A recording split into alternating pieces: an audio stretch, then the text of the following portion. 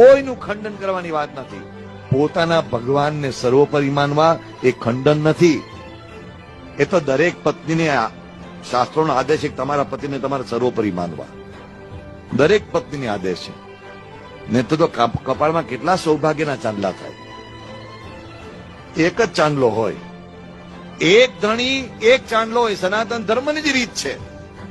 તુલસીદાસજીએ બાંકે બિહારીના મંદિરમાં જઈને ભગવાન કૃષ્ણને સાક્ષાત દર્શન આપ્યા, કોઈ મસ્તક ન નમાવ્યું. તુલસી મસ્તક તબ નમે જબ લો ધનુષબાન હાથ. તો તુલસીદાસજી સનાતની મટી નથી ગયા, તુલસીદાસજી સવાયા સનાતની બન્યા, કારણ કે એમની નિષ્ઠા ભગવાન રામચંદ્રજીમાં હતી.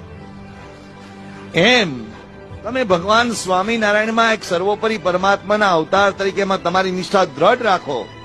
એનો અર્થ એવો નથી થતો કે તમે બીજાનું ખંડન કરો છો, તમે બીજાને નીચા ગણો. એ નથી થતો. એ તો સ્વાભાવિક છે.